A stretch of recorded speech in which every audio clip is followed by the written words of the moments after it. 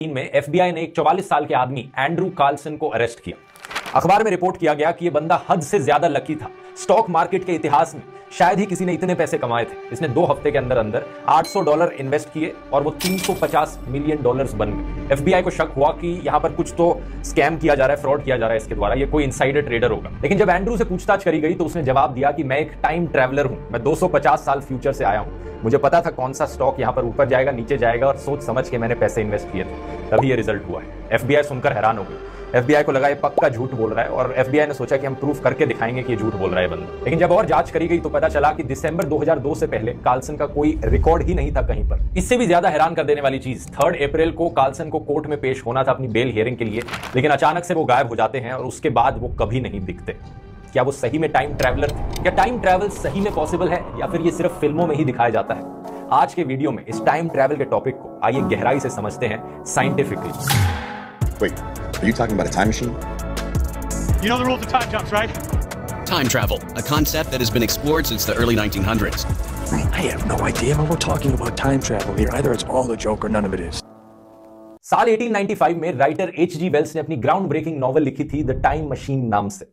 इसी के बाद ही था कि ये टाइम मशीन शब्द पॉपुलर हुआ। एक ऐसी मशीन जो आपको समय में आगे पीछे लेकर जा सकती है, जिसके द्वारा आप टाइम ट्रैवल कर सकते हैं।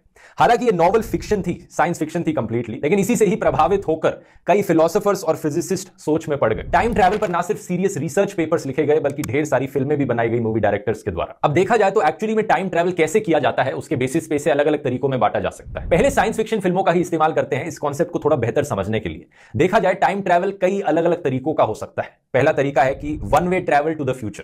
फ्यूचर में टाइम ट्रैवल कर रहे हो लेकिन वापस नहीं आ सकते आप वहां से, ये वन साइडेड टाइम ट्रैवल है। इसका एग्जांपल हो गया इंटरस्टेलर फिल्म, जहां पर एक टाइम ट्रैवलर फ्यूचर में ट्रैवल करता है लेकिन उसके परिवार वाले और बाकी लोगों की उम्र होती रहती है और जब उनसे वापस मिलता है तो या फिर उनका देहांत हो चुका होता है। दूसरा तरीका हो गया इंस्टेंटेनियस टाइम जंपिंग। एक बंदा एक पॉइंट ऑफ टाइम से दूसरे पॉइंट ऑफ टाइम में ट्रैवल कर जाता है इंस्टेंटली किसी टाइम मशीन का इस्तेमाल करके। ये दिखाया गया है back to the future film में और the girl who left through time वाली फिल्म में। तीसरा एक तरीका हो सकता है कि टाइम ट्रैवलर स्टिल खड़ा है और टाइम उसके आसपास मूव कर रहा है। यह दिखाया गया है Harry Potter prisoners of Azkaban वाली मूवी में, जहां पर टाइम टर्नर का इस्तेमाल करती है हरमाइनी। चौथा हो गया स्लो टाइम ट्रैवल। ये 2004 की प्राइमर फिल्म में दिखाया गया है, जहां पर टाइम ट्रैवलर को एक बक्से में जाना पड़ता है और जो 1 मिनट वो बक्से में रहता है उतने ही टाइम से टाइम पीछे चलने लग जाता है। तो अगर उसे 1 दिन पीछे जाना है तो उसे 24 घंटे तक उस बक्से के अंदर रहना पड़ेगा। और पांचवा हो गया लाइट की स्पीड पर ट्रैवल करके टाइम ट्रैवल करना। यह दिखाया गया है 1979 की सुपरमैन फिल्म में, जहां पर सुपरमैन लाइट की स्पीड से ज्यादा तेज उड़ता है और टाइम में पीछे चले जाता है। अब सवाल ये उठता है कि इतने सारे टाइम ट्रैवल के कॉन्सेप्ट्स में